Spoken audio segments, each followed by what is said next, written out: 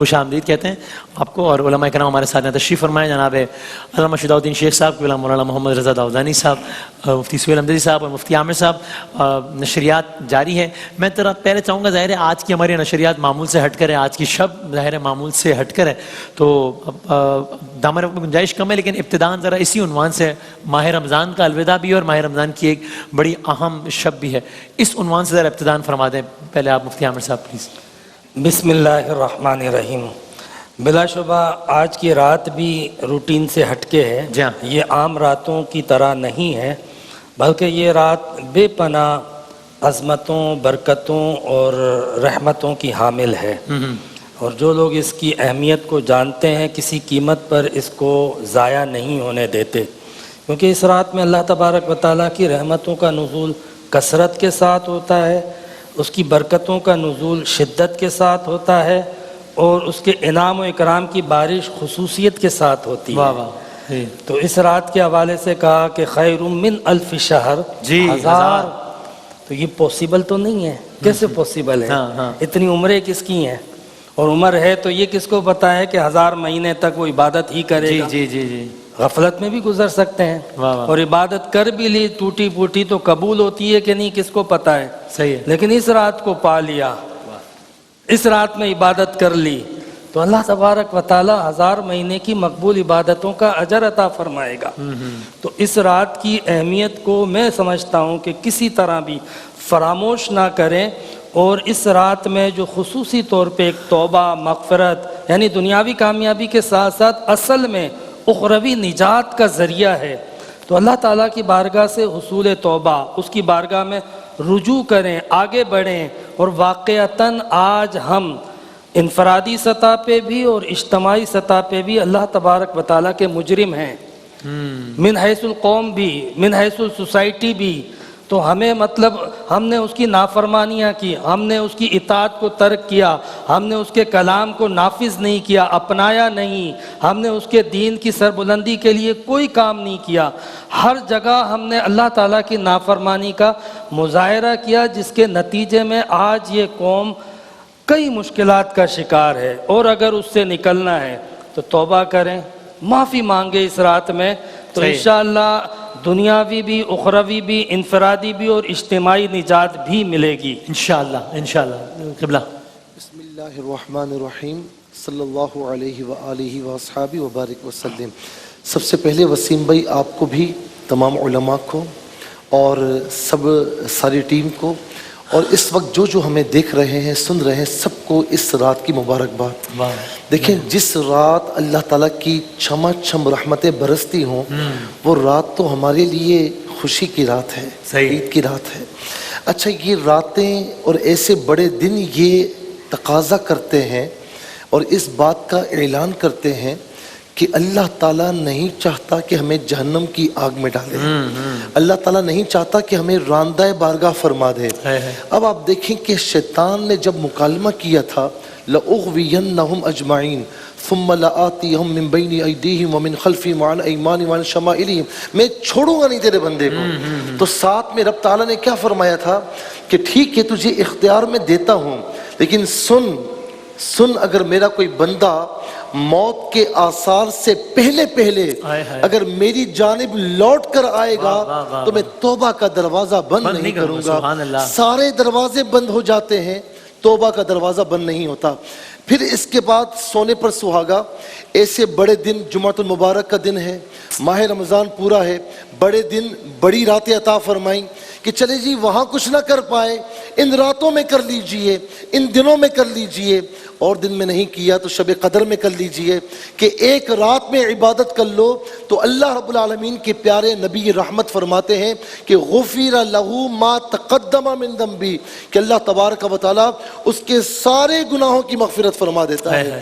تو یہ رات اعلان کرتی ہے کہ رب تعالی ہمیں بخشنا چاہتا ہے، ہمیں نارے جہنم میں ڈالنا نہیں چاہتا۔ پھر دوسری بات اس میں یہ عرض کروں گا خاص طور پر کہ اس رات میں تنزل الملائکۃ والروح فیہا، کہ جبرائیل امین علیہ السلام کا نزول ہوتا ہے، اور فرشتے وسیم بھائی کتنے آتے ہوں گے مجھے بتائیں؟ سورہ قدر کا ایک معنی تنگی، ارے شب قدر و تنگی، تنگی کس بات کی؟ رب تعالیٰ کی رحمت تو بے پایاں برس رہی ہے، تنگی اس بات کی کہ اتنے فرشتے آتے ہیں کہ زمین تنگ پڑ جاتی ہے، اللہ اللہ، کنکریوں کی تعداد سے زیادہ فرشتے آتے ہیں اور مسلمانوں سے، عبادت گزاروں سے مصافحہ کرتے ہیں۔ کسی اللہ والے سے پوچھا کہ بھائی مجھے کیسے معلوم ہو کہ فرشتوں نے مجھ سے مصافحہ کیا ہے؟ اور اس رات جبرائیل اپنے وہ دو پر کھولتے ہیں مشارق و مغارب میں جو کسی اور موقع پر نہیں کھولتے، تو کیسے پتہ لگے کہ فرشتوں نے مصافحہ کیا ہے؟ اس نے کہا پگلے تجھے اتنا نہیں پتا؟ ارے جب تیرا دل روحانیت کی طرف آ جائے، تجھے عبادت کا ذوق ملنا شروع ہو جائے، تو سمجھ جا کہ اللہ تعالیٰ کے فرشتے تجھ سے مصافحہ کر کے چلے گئے ہیں۔ اور میں اس میں ایک اور بات کہوں گا کہ حدیث پاک ہے کہ 4 ایسے لوگ ہیں کہ جن کی مغفرت نہیں ہوتی: عادی سود خور، اور والدین کا نافرمان، رشتہ داروں کے ساتھ قطع رحمی کرنے والا، اور مسلمان کے لیے بغض و عداوت رکھنے والا۔ گھر کی جنت آپ سے راضی نہیں، اور وہ آپ سے کہے، مجھ سے کہے، ان سے کہے، کسی شیخ سے کہے کہ حضور دعا کیجئے، کسی کی دعا نہیں لگنی، جنت کے دروازے کو اور جن کے قدموں تلے جنت ہے ان کو راضی کر لو، اور قطع رحمی اگر کی ہے، غلطی اس کی کیوں نہ ہو، جائیے اور کہیے کہ میں اللہ کی رضا کی خاطر آیا ہوں۔ میرے نبی نے فرمایا من تواضع للہ فقد رفع اللہ، جس نے اللہ کی خاطر تواضع اختیار کی، اللہ تعالیٰ اسے بلندی عطا۔ سبحان اللہ، سبحان اللہ۔ قبلہ بسم اللہ الرحمن الرحیم۔ بنیادی بات یہ ہے کہ یہ رات بڑی افضل ہے، جیسا کہ ذکر آیا۔ ایک سوال ہے کہ افضل کیوں ہے؟ اللہ فرماتا ہے انا انزلناہ فی لیلۃ القدر، ہم نے قدر کی رات میں قرآن پاک کو نازل فرمایا۔ صحیح ہے وسیم بھائی، 6 باتیں جو اللہ نے طے فرمائی قرآن پاک کے تعلق سے، عظمتیں جو عطا ہوئیں۔ سارے مہینے اللہ کے رمضان افضل قرآن پاک کی وجہ سے، ساری راتیں اللہ کی قدر کی رات افضل قرآن پاک کی وجہ سے، ساری زمین اللہ کی مگر حجاز کا علاقہ مقدس اور افضل قرآن پاک کے نزول کی وجہ سے، سارے فرشتے اللہ کے لیکن جبرائیل لے کر آتے ہیں قرآن پاک و افضل، سارے انبیاء محمد مصطفیٰ سمیت اللہ کے لیکن محمد مصطفیٰ کریم علیہ السلام افضل کیوں قرآن ان پر نازل ہوا، اور ساری امت اللہ کی یہ امت افضل، اس کو قرآن عطا کیا گیا۔ یہ 6 باتیں تو اللہ نے طے کر دی، 7ویں اختیار میرے اور آپ کے پاس ہے۔ اللہ کے رسول علیہ السلام فرماتے خیرکم من تعلم القرآن وعلمہ، تم میں سے بہترین وہ ہے جو قرآن پاک سیکھے اور دوسروں کو سکھائے۔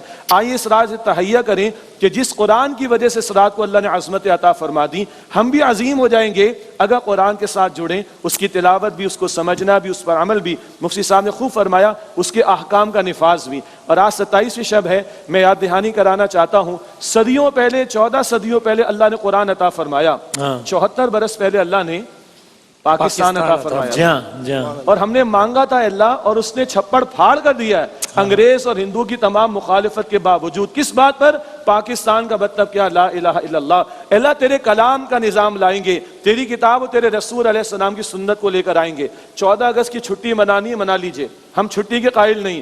27ویں کو پاکستان کا ذکر کر لو، دل بھی نرم ہے، قرآن بھی سنا جا رہا ہے، امت قوم مانگنے والی بھی ہے۔ مقصد اگر یاد آ جائے، وہ ایک سجدہ جسے تو گراں سمجھتا ہے، 1000 سجدوں سے دیتا ہے آدمی کو نجات۔ آج ذلت سے، رسوائی سے، مصائب سے، پریشانیوں سے اگر نکلنا چاہتے ہیں تو قرآن کے نظام کو لانا پڑے گا۔ اللہ تعالیٰ قرآن میں فرماتا ہے من لم یحکم بما انزل اللہ فاولئک هم الکافرون، جو لوگ اللہ تعالیٰ کے نازل کردہ کلام کے مطابق فیصلے نہیں کرتے، وہی عملی اعتبار سے کفر کر رہے ہیں۔ میرے وجود پر میرا اختیار ہے، اگر شریعت کہتی ہے نماز کا حکم دیتی ہے، زکوٰۃ کا حکم دیتی ہے، سود سے منع کرتی ہے، ماں باپ کے ساتھ حسن سلوک کا حکم دیا گیا، نہیں کر رہا تو یہ میرے لیے ہے۔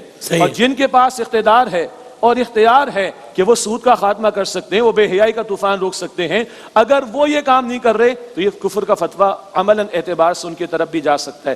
5 باتیں میں ریکمینڈ کرنا چاہتا ہوں۔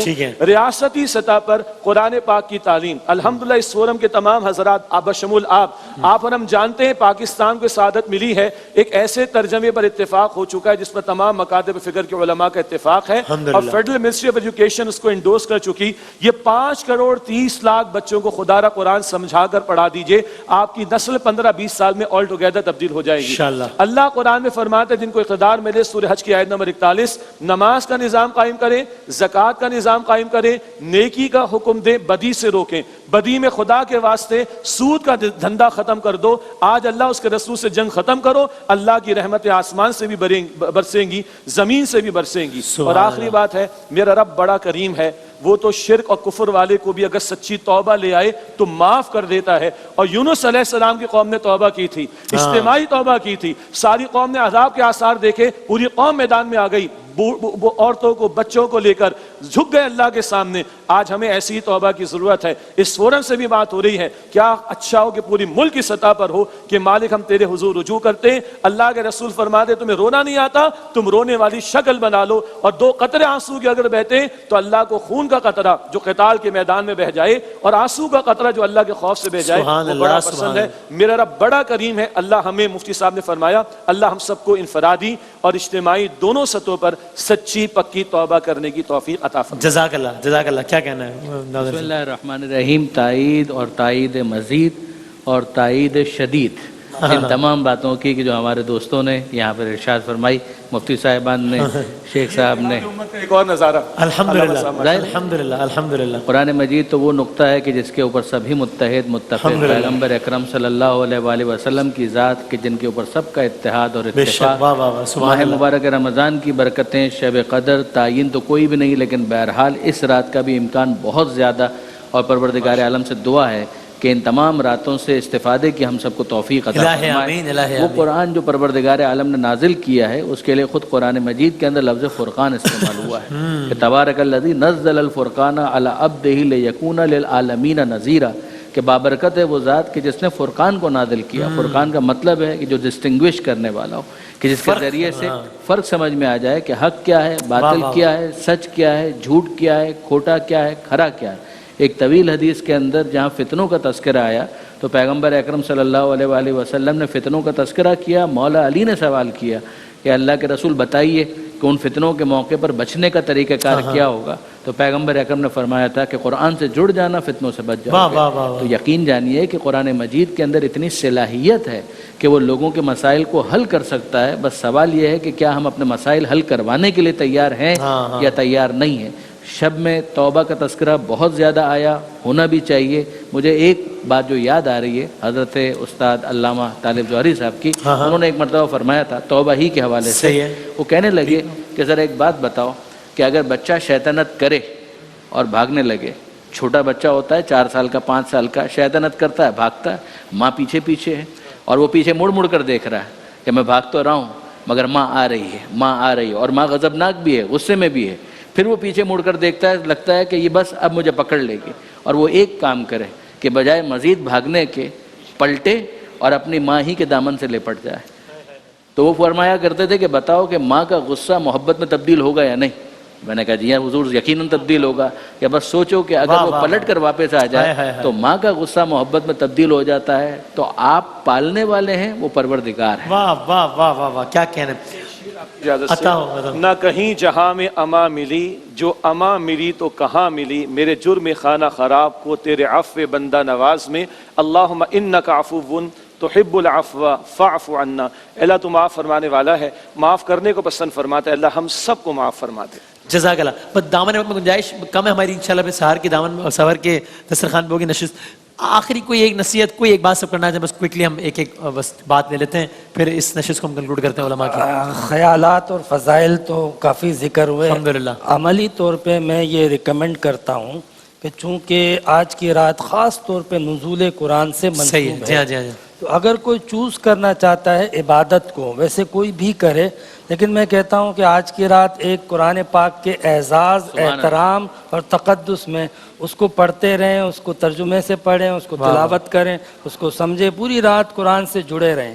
قرآن اترا ہے نا, تو یہ اللہ تعالیٰ کو پسند آئے گا کہ میں نے آج قرآن اتارا ہے اور میرے بندے اس قرآن سے جڑے ہوئے ہیں. سبحان اللہ. تو ہماری ان غفلتوں کو اللہ تعالیٰ معاف فرما دے. سبحان اللہ. جزاک اللہ. قبلہ مفتی صاحب, میں جو دیکھ رہے ہیں سن رہے ہیں تو ان کے لیے بھی ایک پیغام دوں گا. یہ پیغام میرے لیے سب کے لیے ہے. صحیح ہے.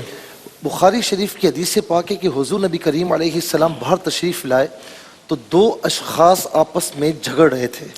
تو آقا علیہ السلام نے فرمایا کہ میں تمہیں شب قدر کے بارے میں بتانے آیا تھا, لیکن تمہارے جھگڑے کی وجہ سے اس کی تعیین اٹھا لی گئی. تو یہاں سے محدثین نے فرمایا کہ جو مسلمان آپس میں جھگڑا کرتے ہیں, بغض و عداوت دشمنی رکھتے ہیں, تو فرمایا کہ اللہ تعالیٰ کی کتنی رحمتوں سے محروم ہو جاتا یہ معاشرہ محروم ہو جاتا ہے. تو اسی لیے آج نزول قرآن کی رات ہے. تو سورہ حجرات کی اس آیت کو مد نظر رکھیں کہ انما المؤمنون اخوہ، تمام ایمان والے آپس میں بھائی بھائی ہیں.